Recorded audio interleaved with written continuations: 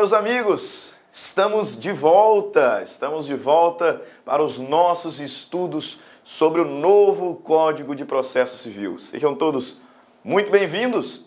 Aqui quem fala é o professor Stanley Costa, professor de Direito Civil, Processo Civil, aqui da LAC Concursos. E hoje nós vamos dar sequência na nossa viagem, na nossa jornada sobre o novo CPC.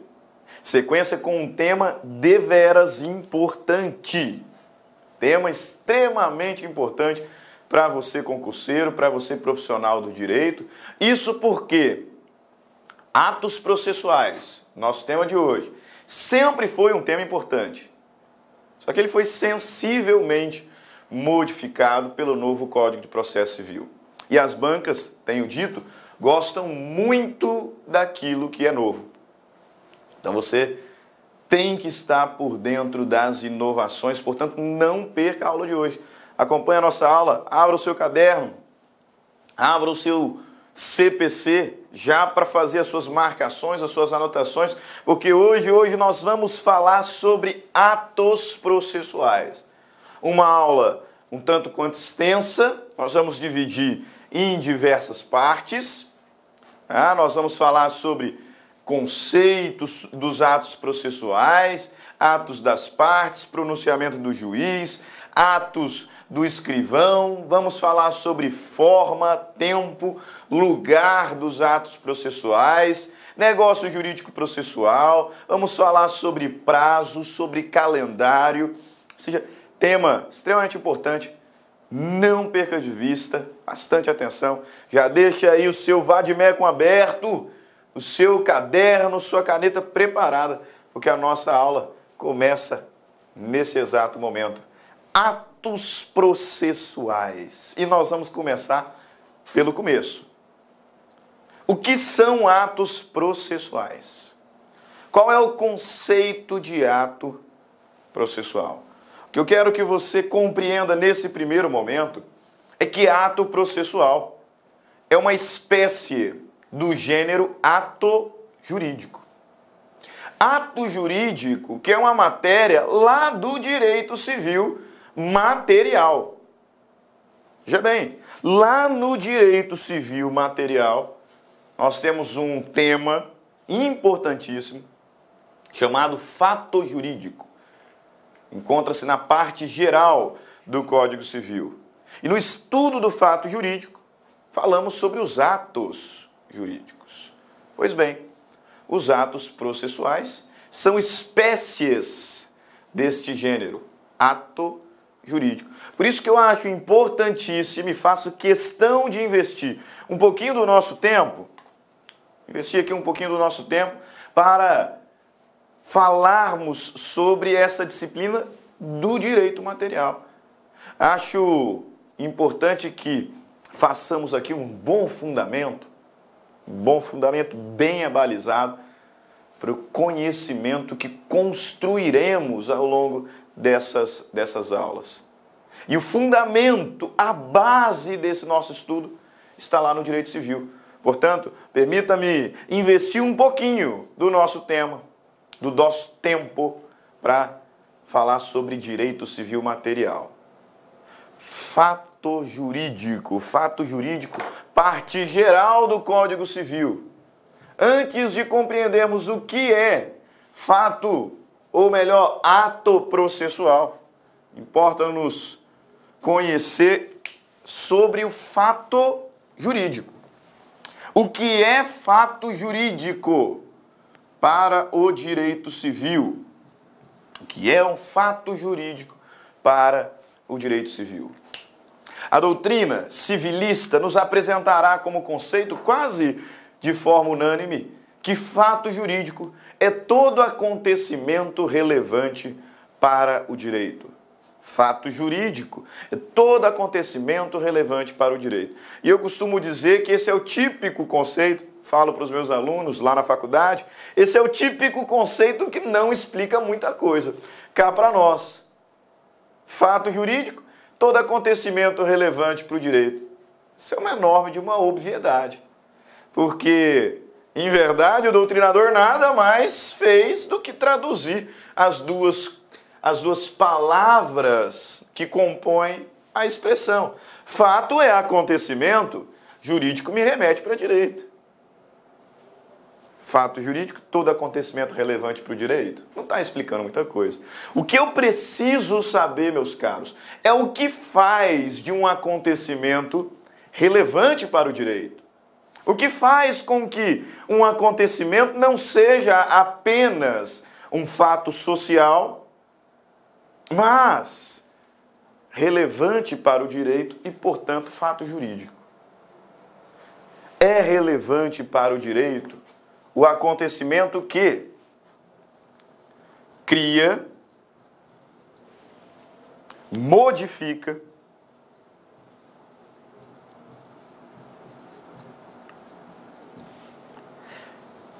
transfere ou transmite, como preferir,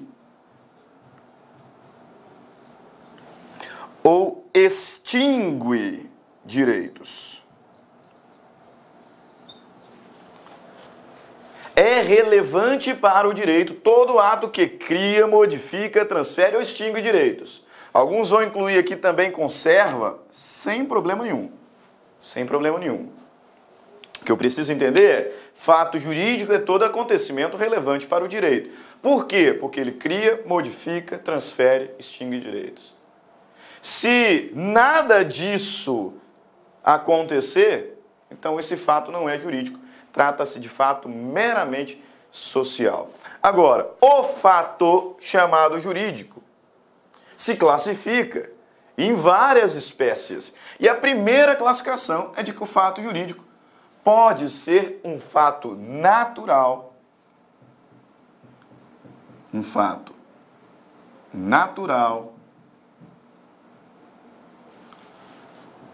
ou um fato humano.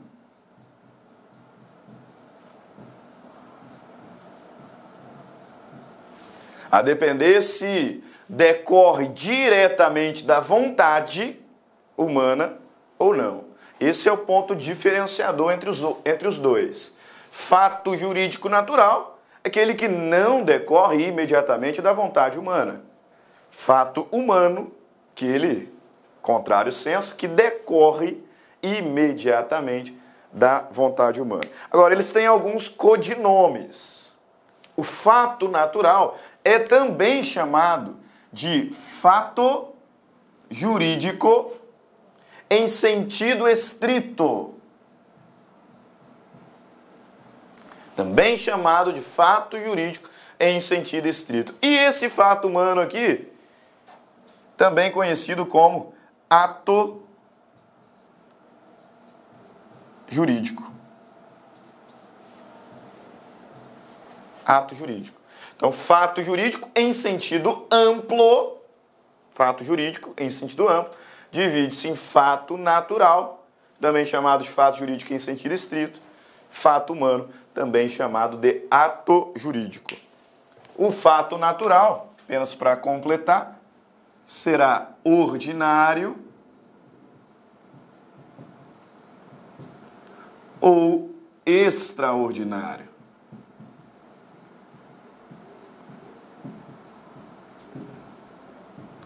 Ou extraordinário. E o fato humano será lícito ou ilícito. Apenas não cometam a atecnia de dizer ato jurídico ilícito. Não, se ele é jurídico, ele não pode ser ilícito. Se ele é ilícito, não pode ser jurídico. Correto dizer ato jurídico lícito. Agora aqui embaixo, ato ilícito. E esse ilícito será civil ou penal. Enquanto que o ato jurídico lícito se divide ainda em ato meramente lícito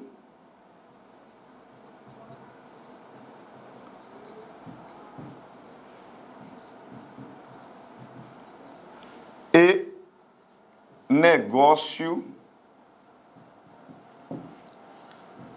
jurídico. negócio jurídico. Aqui a famosa classificação, o famoso gráfico dos fatos jurídicos. Alguns ainda vão passar bem aqui no meio o chamado ato-fato jurídico. Só que para nossa reflexão hoje, basta aqui. Fato jurídico é todo acontecimento relevante para o direito, porque cria, modifica, transfere e extingue direitos. Pode ser natural ou humano. Se humano, chamado de ato jurídico. Lícito, meramente lícito ou negócio jurídico. Tá? A diferença entre esses dois aqui é que no ato meramente lícito temos manifestação de vontade, mas não deliberação de efeitos. Aqui manifesta-se vontade, mas não delibera efeitos. Por isso que se afirma que o ato meramente lícito produz efeito ex lege. Ex lege. Os efeitos estão todos consignados, estão todos previstos na lei. Manifesta ou não vontade.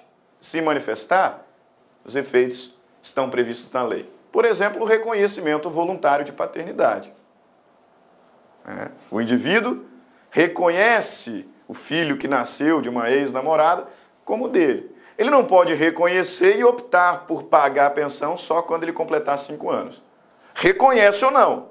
Se reconhecer, os efeitos decorrem da lei. Ato meramente lícito. É lógico que se ele não reconhecer, provavelmente uma ação de reconhecimento judicial de paternidade será proposta. Mas aqui nós estamos no contexto dos atos de vontade. Já o negócio jurídico, tá? Eu fiz questão de chegar até aqui, porque em alguns blocos falaremos sobre o negócio jurídico processual. Negócio jurídico processual. Negócio jurídico é o ato jurídico em que as partes manifestam a vontade e escolhem os efeitos. Os efeitos são, pois, ex voluntate. Ex voluntate. Aqui eu tenho autonomia privada. Manifesta a vontade e escolhe efeitos. Manifesto vontade e escolhe efeitos. Só que a nossa aula é sobre ato processual. Ato processual. Eu fiz toda essa análise do direito material para que consigamos identificar melhor o significado de um ato processual. Veja, um dos primeiros apontamentos que fiz é que o ato processual ele é uma espécie de ato jurídico. O ato processual é uma espécie do gênero ato jurídico. E você sabe que o ato jurídico é o fato jurídico que decorre da vontade humana. E fato jurídico, acontecimento relevante para o direito, porque cria, modifica, transfere, extingue direitos.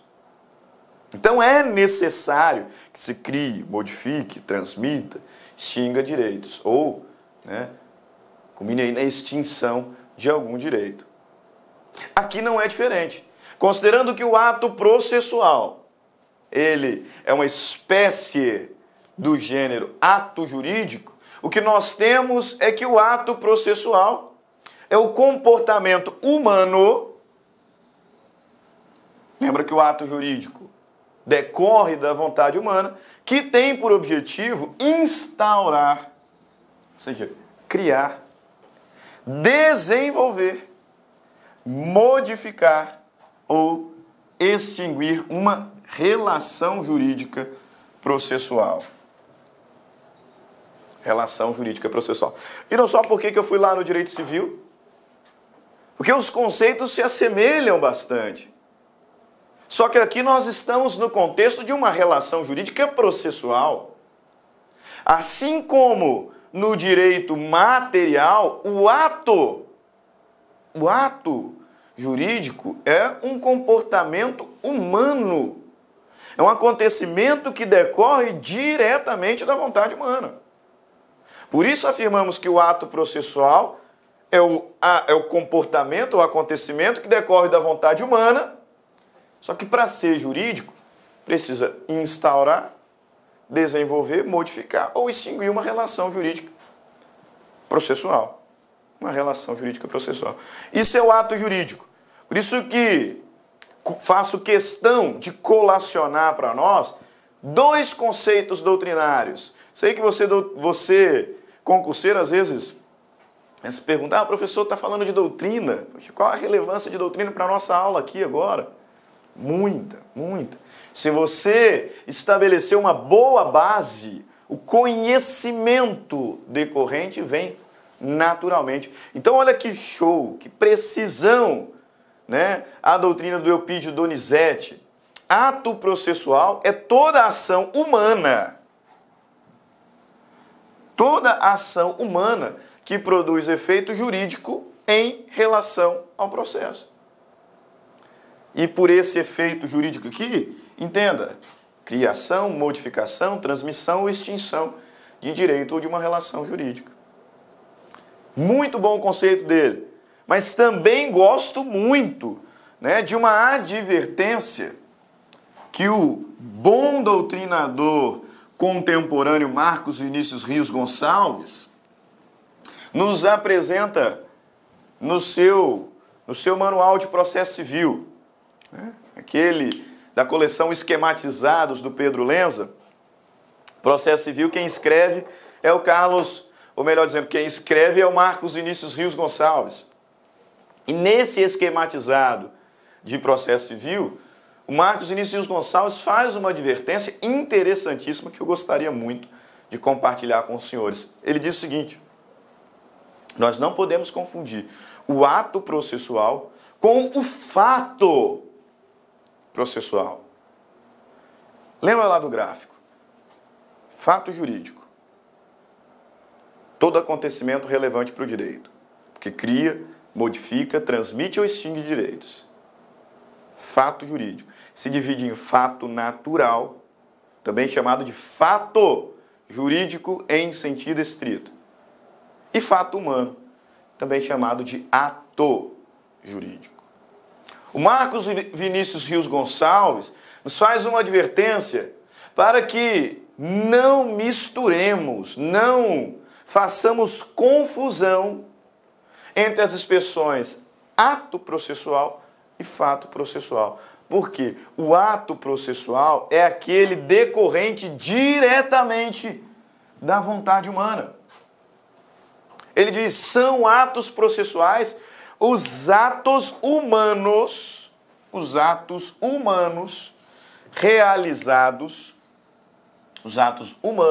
realizados no processo. Já os fatos processuais são aqueles acontecimentos naturais. Lembra que fato jurídico em sentido estrito é fato natural? Pois bem, fato humano é ato. Ato processual é o ato humano dentro do processo.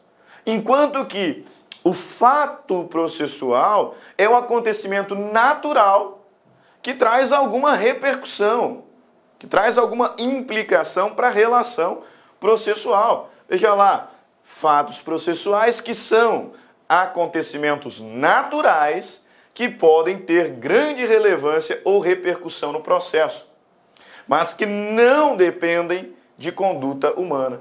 Por exemplo, a morte de uma das partes. A morte de uma das partes que pode causar a sucessão processual. Pode causar a sucessão processual. Beleza? Além da morte, imagina lá um acontecimento extraordinário, uma catástrofe, né, que faça com que o fórum pegue fogo e os autos se percam. Fato processual. Não decorreu necessariamente da vontade humana. Posto esse conceito, né, apresentadas essas notas introdutórias, vamos então à análise do que o Código de Processo Civil nos fala sobre atos processuais. Começando por uma classificação. Já os advirto que o estudo dos atos processuais se inicia no artigo 188, que a gente vai falar no próximo bloco. Eu, por uma questão didática, prefiro começar aqui no artigo 200 com a classificação dos atos. Com a classificação dos atos.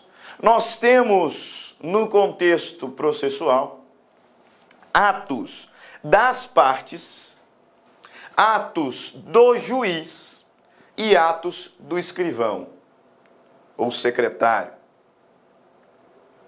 Veja bem, atos das partes, pronunciamento ou atos do juiz, nós já vamos fazer essa diferença, e atos do escrivão ou chefe. Atos do escrivão ou chefe de secretaria. Nós vamos observar aqui nesse primeiro bloco qual a diferença, né, e quais os atos processuais realizados por cada um desses sujeitos. Em aulas passadas falamos sobre os sujeitos do processo. Identificamos os sujeitos parciais e os sujeitos imparciais. Agora, esses sujeitos, eles realizam atos na relação processual. Quais são esses atos? Quais as consequências desses atos? Quais as características desses atos? A começar pelos atos das partes. Então, classificação dos atos processuais. Já vimos o conceito. Classificação dos atos processuais, a começar pelos atos das partes. Artigo 200 do novo Código de Processo Civil. Observe só o que o legislador nos fala. Os atos das partes, consistentes em declarações unilaterais ou bilaterais de vontade, produzem imediatamente a constituição, modificação ou extinção dos direitos processuais. Se lembra? Fato jurídico ele cria, modifica, transmite, extingue direitos. O ato jurídico é o fato humano. Então veja, atos das partes, consistentes em declarações unilaterais ou bilaterais de vontade, produzem imediatamente a constituição, modificação ou extinção de direitos processuais. E o parágrafo único complementa: a desistência da ação só produzirá efeitos após homologada judicialmente. Após a homologação judicial. Esse artigo é riquíssimo de informação. Riquíssimo de informações. Vamos lá identificar algumas. Primeiro, o legislador nos diz que os atos das partes podem ser declarações unilaterais ou bilaterais. Em verdade, na maioria das vezes, os atos das partes serão declarações unilaterais. O que significa isso? Declarações que não dependem da manifestação de vontade da parte contrária. Declarações de apenas uma das partes, declarações unilaterais. A maioria dos atos processuais são declarações unilaterais. Petição inicial, contestação, réplica, requerimento de provas. Alguns exemplos que nós temos, dos vários, que são atos processuais unilaterais das partes. Agora, existem também atos processuais que são declarações bilaterais de vontade. Ou seja, declarações de ambas as partes, autor e réu.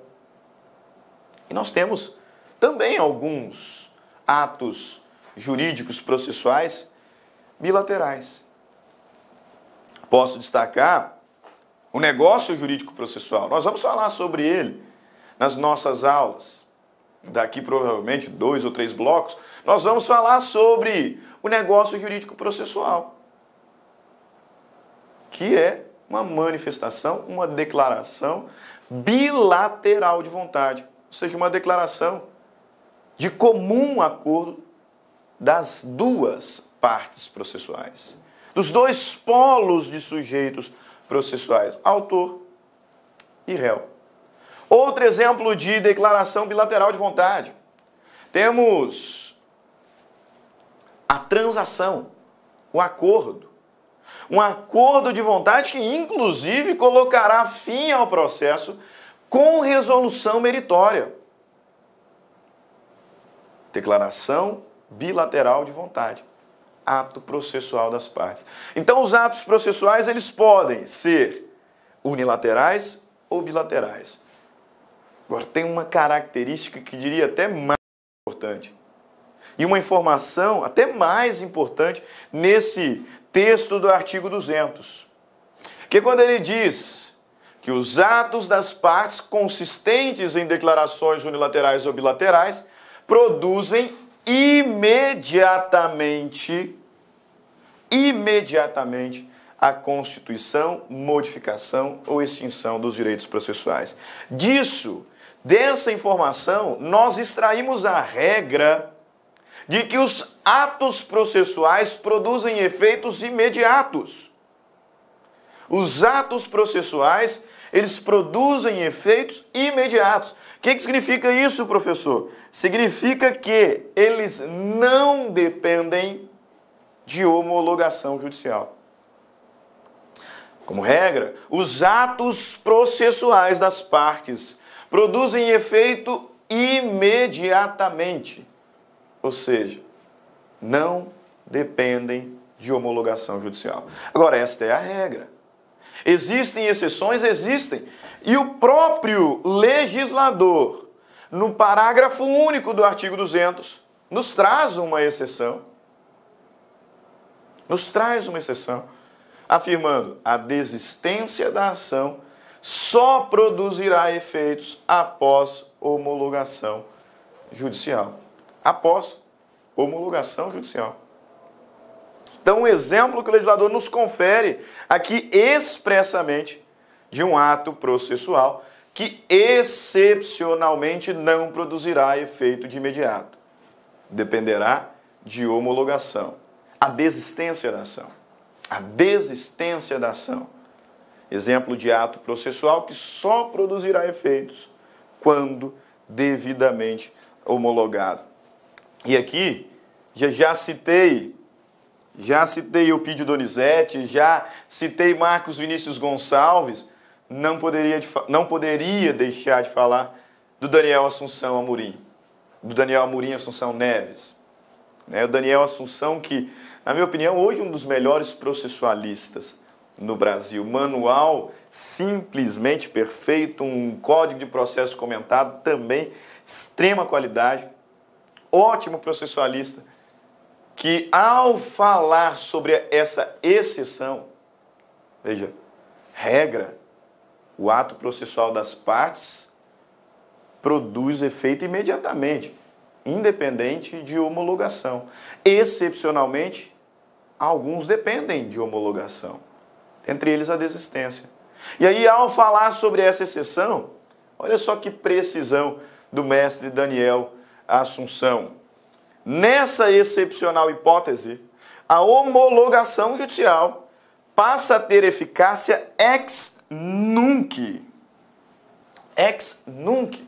de forma a se considerar a ação extinta por desistência somente após ou a partir da prolação da sentença homologatória.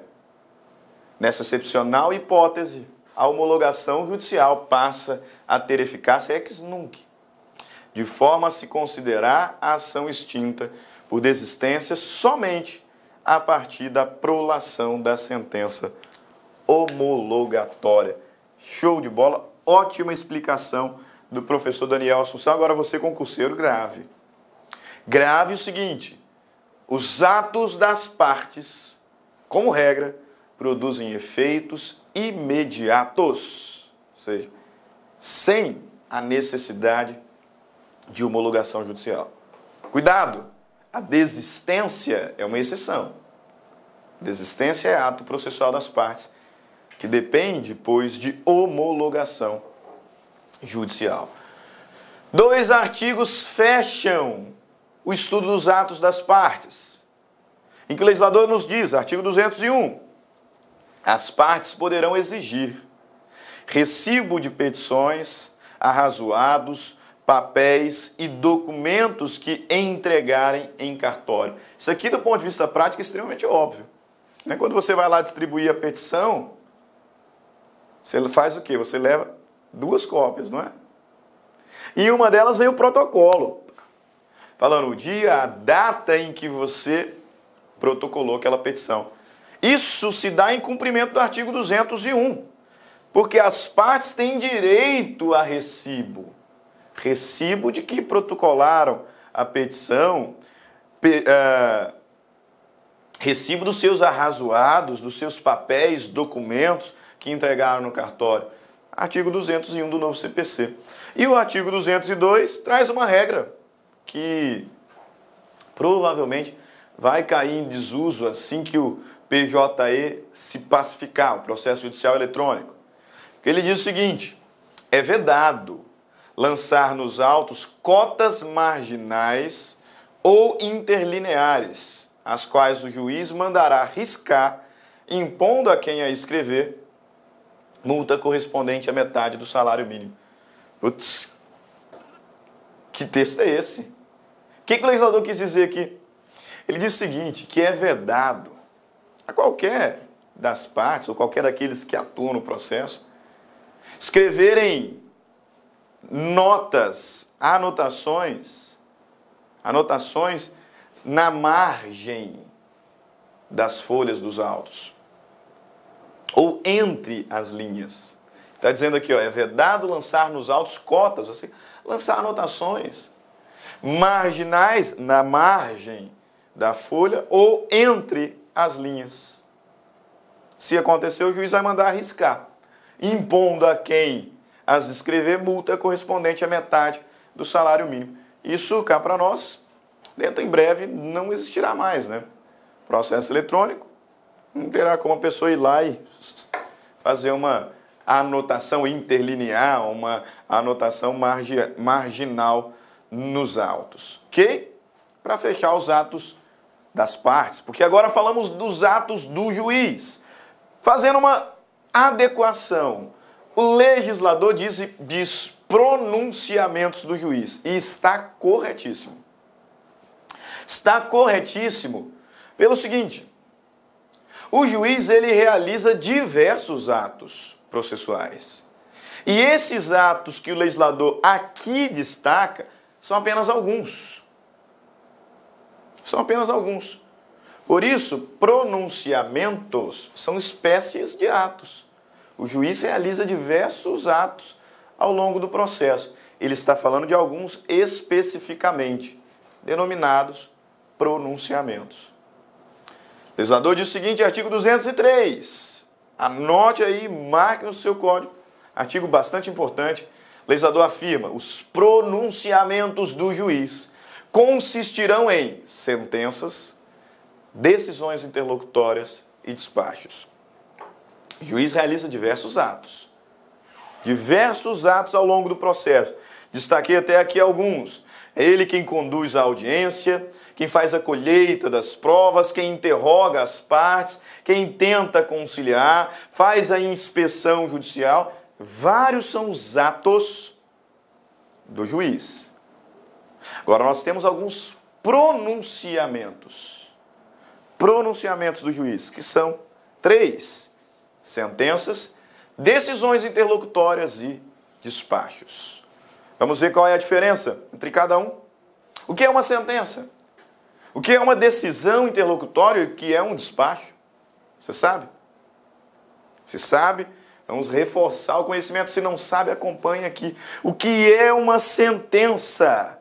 O que é uma sentença? O legislador processualista, na minha opinião, deu um verdadeiro show aqui no artigo 203, parágrafo 1º do novo CPC, porque adequou o conceito. Durante um certo tempo, falou-se no processo civil brasileiro, e inclusive esteve encartado no CPC 73, que sentença era o pronunciamento do juiz que colocava fim ao processo. Errado. Com a devida vênia. Errado. A sentença não é necessariamente o pronunciamento do juiz que coloca fim ao processo. Definitivamente não. Porque, veja bem, considerando que o juiz deu uma sentença de mérito, de procedência, essa sentença definitivamente não colocará fim ao processo. Porque após a prolação da sentença, o processo continua. Continua com o cumprimento da sentença. Continua com o cumprimento da sentença. Além disso, prolatada a sentença, a parte que sucumbiu pode recorrer. Mesmo na sentença terminativa, que é aquela que não julga o mérito. É possível que o processo continue no que tange à execução das custas processuais e dos honorários advocatícios. Então, em verdade, raras serão as vezes em que a sentença colocará fim ao processo. Conceito ultrapassado. Conceito equivocado. E aqui o legislador, em definitivo, adequou o conceito de sentença, dizendo o seguinte: ressalvadas as disposições expressas dos procedimentos especiais. O que é sentença? Sentença é o pronunciamento por meio do qual o juiz, com fundamento nos artigos 485 e 487, põe fim à fase cognitiva do procedimento comum, bem como extingue a execução. Perfeito? Sentença é o pronunciamento do juiz, não põe fim ao processo, não. Mas se eu estiver falando de um processo de conhecimento, por exemplo, a sentença é o que colocará fim à fase de cognição. A fase de cognição. Porque depois eu vou continuar, vou seguir com o cumprimento da sentença. Então o legislador diz: sentença é o pronunciamento por meio do qual o juiz, com fundamento no 485 ou 487, põe fim à fase cognitiva, a fase de conhecimento. Vamos para o cumprimento agora. Põe fim à fase cognitiva, bem como extingue a execução. Mas talvez você esteja se perguntando: quais são esses artigos 485, 487? O que eles estipulam? O que eles determinam? O artigo 485, meus caros, nos traz o rol da chamada sentença terminativa. O legislador apresenta no artigo 485 as hipóteses em que o juiz não julgará o mérito, mas proferirá uma sentença. Em que o juiz proferirá uma sentença sem resolver o mérito, por isso chamada de sentença terminativa. O que ele vai nos dizer? O juiz não resolverá o mérito. Quando? E aí me traz diversas hipóteses. Dentre elas posso destacar, aqui incisos 5º e 6º, onde ele vai falar: o juiz não resolverá o mérito quando tiver litispendência, coisa julgada, perempção, quando averiguar a ausência do interesse, da legitimidade, que são condições da ação. O juiz não resolverá o mérito, mas proferirá uma sentença terminativa. E o 487? 487, contrário senso, fala da sentença que realmente se espera do Poder Judiciário, que é a sentença de mérito, sentença definitiva que fará a coisa julgada material. Então, o que é sentença? Sentença é o pronunciamento do juiz por meio do qual, com fundamento no 485, 487, põe-se fim à fase cognitiva, fase de conhecimento do procedimento comum, bem como extingue a execução. Sentença que pode ser terminativa, sem resolver o mérito, ou definitiva, quando resolve o mérito. E decisão interlocutória? O que se entende por uma decisão interlocutória? O que é uma decisão interlocutória? Aqui o legislador ele adotou um critério residual. Ele adotou um critério supletivo. Porque, em verdade, será a decisão interlocutória toda decisão que não for uma sentença. E bem, nós vimos que sentença é o pronunciamento que põe fim à fase cognitiva ou extingue a execução. Fundamentados no 485, sem resolver o mérito, ou 487, resolvendo o mérito. A decisão que não se enquadrar nesse conceito é interlocutória. Costuma-se dizer, e aqui não é de tudo errado não, né? Temos que ter um certo cuidado. Não é o melhor conceito, mas abrange boa parte do que é decisão interlocutória. Alguns doutrinadores vão dizer, decisão interlocutória é aquela que é incidental. Aquela que acontece no curso do processo, sem colocar fim ao processo, sem colocar fim nem mesmo à fase cognitiva. Então são decisões que elas são proferidas ao longo do processo, ao curso do processo, sem necessariamente culminar na sua extinção, resolvendo questões incidentes. Por que eu disse que hoje esse conceito não é totalmente correto? Embora muito bom, porque reconhece-se a possibilidade de uma decisão interlocutória analisar mérito. Exatamente. Por muito tempo falou-se que a decisão interlocutória é aquela que resolvia questões incidentais. Mas considerando que, na verdade, a decisão interlocutória é aquela que não extingue a fase cognitiva, nem a execução, então não extingue o processo, decisões proferidas ao curso do processo, hoje é reconhecida a possibilidade de termos uma decisão interlocutória julgando o mérito. É o que acontecerá no chamado julgamento antecipado parcial de mérito. Julgamento antecipado parcial de mérito. Como é um julgamento parcial de mérito, que está acontecendo antecipadamente, o processo continuará. Logo, estamos diante de uma decisão interlocutória, não de uma sentença. Olha o texto da lei. Decisão interlocutória. Todo pronunciamento judicial de natureza decisória que não se enquadra no parágrafo 1º. Critério, pois, residual. Supletivo, que não for sentença, é decisão interlocutória. E o despacho. Terceiro e último pronunciamento do juiz identificado na lei. Despacho. O que são os despachos? Despachos. Fazer um adendo, teve um aluno meu que falou assim, você é o que, macumba? Mas, não tem nada a ver, tá? Não tem nada a ver com isso, não. Despacho é um pronunciamento do juiz. Só que ele é chamado de despacho porque, como regra, ele não tem carga decisória, meus caros. Veja, a sentença é uma decisão.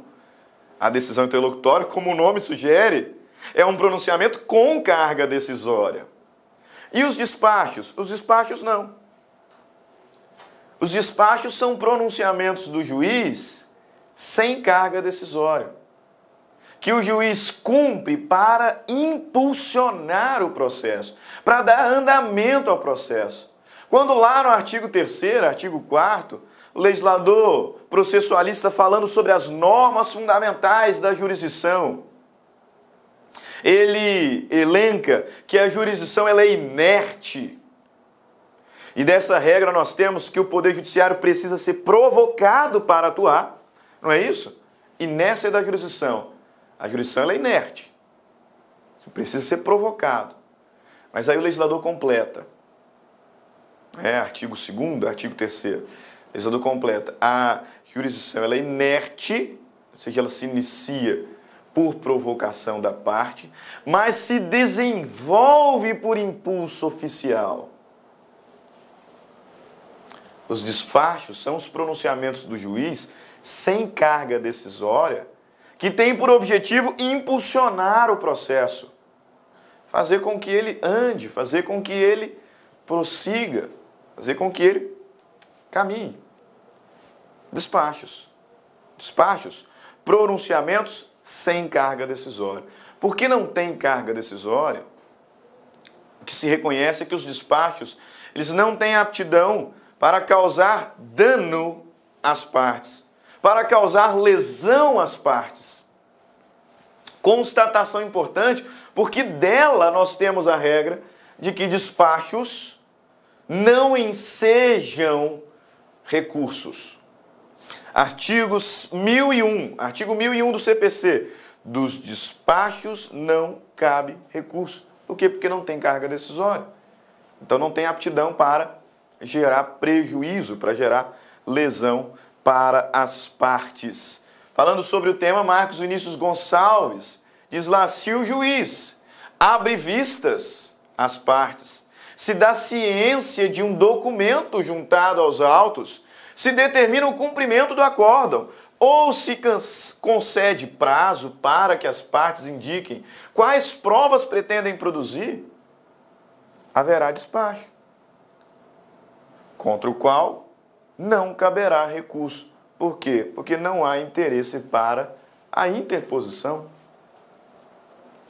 Ora, o legislador processualista, expressamente no parágrafo 4 do 203, ele faz uma pequena diferenciação entre despacho e atos meramente ordinatórios. Atos meramente ordinatórios. Cá para nós, os despachos são atos ordinatórios, porque são atos que visam impulsionar o processo. São atos ordinatórios.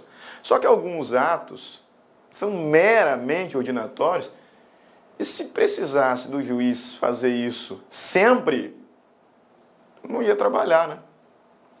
Então o legislador destaca aqui no parágrafo 4º alguns atos meramente ordinatórios, e assim chamados por quê? Porque podem ser realizados independentemente de despacho. Realizados, portanto, por um servidor. E apenas revisto, apenas fiscalizado pelo juiz. Sentença, decisão interlocutória, despacho são pronunciamentos do juiz. Os atos meramente ordinatórios são atos que podem ser realizados pelo servidor, pelos servidores. Olha o que o legislador nos diz. Os atos meramente ordinatórios, como a juntada, vistas obrigatória, independem de despacho, devendo ser praticados de ofício pelo servidor e revistos pelo juiz quando necessário. Atos meramente ordinatórios, até para não sobrecarregar o juiz, né? É uma questão de economia processual. Despachos, né? Para encerrar, o legislador no artigo 204 só faz uma adequação aqui, tá? Ele vai falar sobre, só faz uma adequação aqui em cima, 1.4, né? Aqui ele vai falar sobre acórdão. Acórdão. Você sabe o que é um acórdão? Porque o legislador nos disse que são pronunciamentos do juiz a sentença, decisões interlocutórias e os despachos. E os acórdãos? E os acórdãos? Os acórdãos, meus caros, são os pronunciamentos com carga decisória, independente se tem natureza de sentença ou decisão interlocutória. São pronunciamentos com carga decisória proferidos por um colegiado. Por um colegiado. É o que acontece, portanto, nos tribunais de justiça, quando um grupo de desembargadores proferem uma decisão colegiada. Por isso, não é uma sentença, não é uma decisão interlocutória, o nome técnico que nós utilizaremos. Sim, acórdão. Acórdão é o julgamento colegiado proferido pelos tribunais. Sempre que o pronunciamento decisório for tomado por um colegiado, uma turma, uma câmara, uma sessão, um órgão especial, plenário ou outro colegiado de qualquer dos tribunais, Tribunal de Justiça, Tribunal Regional Federal, STJ, STF, TRT, sempre que nós tivermos um pronunciamento decisório tomado por um colegiado, estaremos, pois, diante de um acórdão, Ok? Artigo 205, apenas um rápido destaque, artigo 205, tá? É um artigo, de certa forma, tanto quanto óbvio, mas eu faço questão de destacar porque eu tenho visto especificamente o artigo 3º cair em alguns concursos. Então vale a pena aqui fazermos essa leitura rápida. Olha lá, artigo 205. Os despachos, as decisões, as sentenças e os acórdãos serão redigidos, datados e assinados pelos juízes. E aí ele vai falar sobre processo eletrônico, assinatura digital, né, no parágrafo 1º, no parágrafo 2º. Agora, o parágrafo 3º eu tenho visto ser em alguns concursos. Por isso fiz questão de colacionar. Olha o que o legislador nos diz. Os despachos, as decisões interlocutórias e o dispositivo das sentenças e a ementa dos acórdãos serão publicados no Diário de Justiça Eletrônico. Ah, tá, isso aqui é muito óbvio, professor. Sim, é muito óbvio. Só que eu vejo alguns alunos errando afirmações, especialmente de CESP, né, essas questões de verdadeiro ou falso, em que cai lá, os despachos não precisam ser publicados no Diário Oficial. Os despachos não precisam ser publicados no Diário de Justiça Eletrônico. E alguns alunos, como patinhos, caem.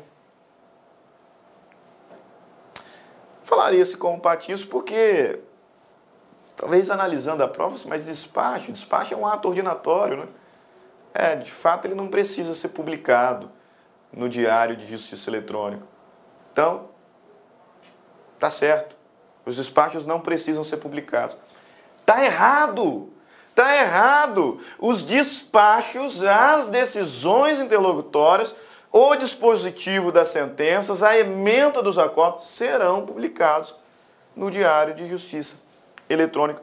Única observação que eu faço para a gente já caminhar para o final da nossa aula, desse primeiro bloco, fazendo apenas o destaque dos atos do escrivão ou do chefe de secretaria. Nós falamos sobre o conceito de ato processual, fazendo uma reflexão lá no direito material, e falamos também sobre a classificação dos atos. Atos das partes, com as suas características, pode ser declaração unilateral, bilateral, que produz efeito imediato, com algumas exceções, no é o caso da desistência, deverá ser homologada judicialmente. E falamos também dos atos do juiz, mais precisamente os pronunciamentos do juiz. Sentença, decisão interlocutória, despacho e os acórdãos. E os atos do escrivão, do chefe de secretaria, são também variados. O legislador vai falar sobre o tema do artigo 206, 211. Dá uma conferidinha depois, assim que terminar a aula. Dá uma lidinha do artigo 206, 211, em que o legislador vai falar sobre os atos do escrivão. Mas eu destaco, em todos esses artigos, resumidamente, o legislador está afirmando o quê? Que são atos do escrivão ou do chefe de secretaria. A autuação da petição inicial. A autuação da petição inicial quando o indivíduo vai lá protocolar a petição inicial, protocola a petição inicial, faz seu registro, distribuição, tem lá uma parte burocrática, sorteio, vai chegar lá na primeira vara civil. Quando a petição chegar ao cartório, o chefe da secretaria, o escrivão, tem que autuar. Autuar, mencionando o juízo, a natureza do processo, o número do registro, o nome das partes, a data, colocar na pastinha, né?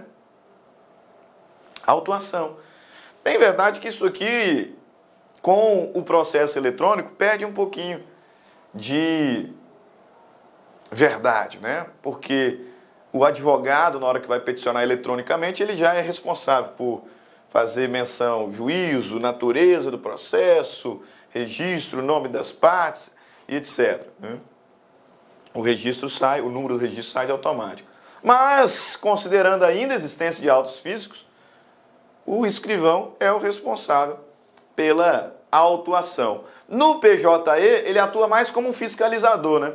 Ver se as informações preenchidas pelos advogados estão devidamente adequadas. Mas nos autos físicos, eles também devem fazer a numeração, devem rubricar as folhas dos autos, isso mesmo, né? Numerar as folhas dos autos, dá lá a assinadinha. Amigos, autos físicos dessa forma, né?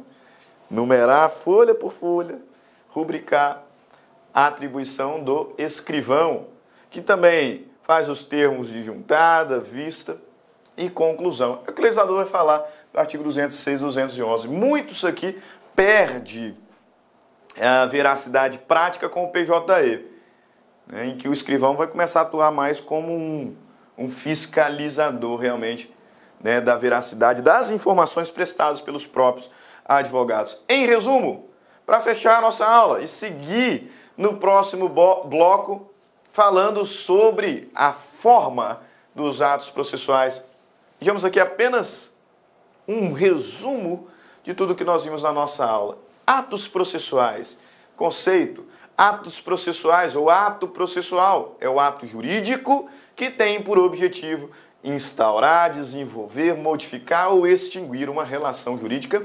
processual. Classificação dos atos, atos das partes, aqueles praticados pelo autor, réu, terceiro interveniente ou Ministério Público, quando atua como parte, em regra produzem efeitos imediatos. Atos do juiz, sentença, decisões interlocutórias e despachos. E não se esqueça do acórdão, que são os pronunciamentos decisórios de um colegiado. Atos do escrivão ou chefe de secretaria, atos de documentação e autuação do processo. Ficamos por aqui no nosso primeiro bloco sobre atos processuais. Vai lá, dê uma descansada, beba uma aguinha e volte para o segundo bloco. Te espero daqui a pouco. Até mais. Tchau, tchau. Clique lá